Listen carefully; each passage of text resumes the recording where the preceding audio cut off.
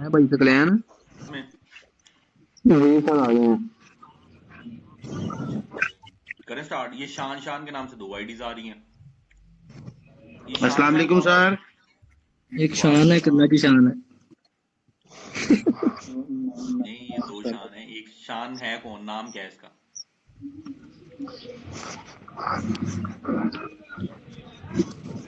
Hello. हम्म। Hello नाम, नाम बताएं। सर, आवाज आ रही है? अरसलान हूं मैं। हाँ सर। Okay okay. अच्छा जी, क्लास स्टार्ट करते हैं। माइक ऑफ कर लें। प्राइस एक्शन आपको पढ़ाने लगा हूं। प्राइस एक्शन का क्या मतलब होता है बेसिकली?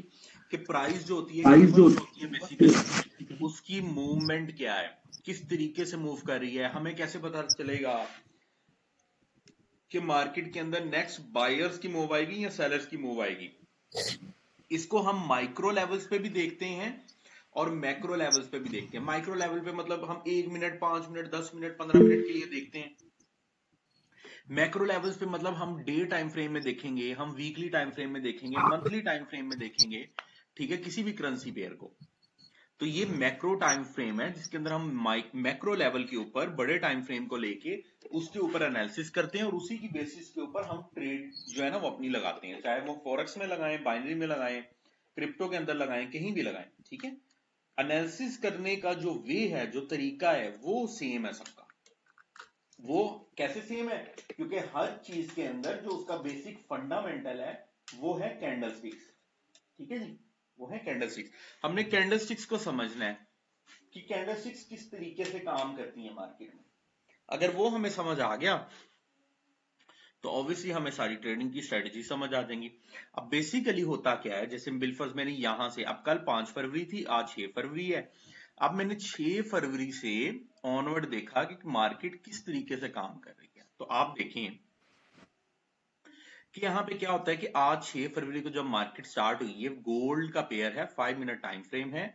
आप देखें, मैंने ये देखा कि 5 फरवरी को मार्केट ऊपर से नीचे की तरफ आ रही थी।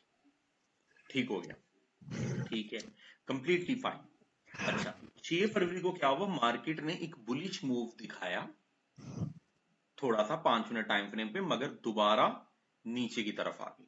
अब ये एनालिसिस करना बड़ा स्ट्रांग होता है। आप देखें कि यार यहां से लेके जो यहां की प्राइस एक्शनल रेंज मूव है, जो प्राइस मूव है, उसके अंदर बायर्स भी आए हैं और सेलर्स भी आए हैं। और मुझे ये भी देखना है कि यार पीछे से जो मूवमेंट आ रही है वो कौन सी आ रही है, वो सेलर्स की आ रही है। मतलब सेलर्स ऊपर से नीचे की तरफ आ रहे हैं।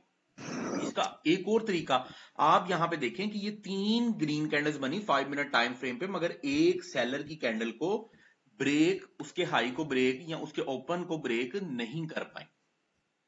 ठीक है, वो भी ठीक है, बिल्कुल ठीक। अब देखें, यहां से मार्केट ने 1 2 3 5 कैंडल्स इकट्ठी सेलर्स की दी। मतलब इसका मतलब पता क्या है कि मार्केट के अंदर जो सेलर्स का मूव है ना, वो बहुत स्ट्रांग है इस टाइम। तो आप देखें कि मार्केट थोड़ी सी मूव लेने के बाद दोबारा मार्केट ने ब्रेक ऑफ स्ट्रक्चर किया और यहां से वो किसी पॉइंट के लिए ऊपर की तरफ मूव कर गई। ठीक है, मूव की। ये एनालिसिस है, ये प्राइस एक्शन का एनालिसिस है। मैंने यहां पे एक रेजिस्टेंस लगा देनी है। क्या लगा देनी है? एक रेजिस्टेंस लगा देनी, क्योंकि मैंने आपको रेजिस्टेंस की मार्केशन जो है वो बताई हुई है। ठीक है, ये मार्केशन मेरे पास लग गई। जब भी मार्केट इस लेवल पर आएगी, रिवर्सल्स यहां पर लाजमन आएंगे। ये रेजिस्टेंस की स्ट्रेटेजी है। उसके बाद आप देखें मार्केट ऊपर की तरफ मूव की।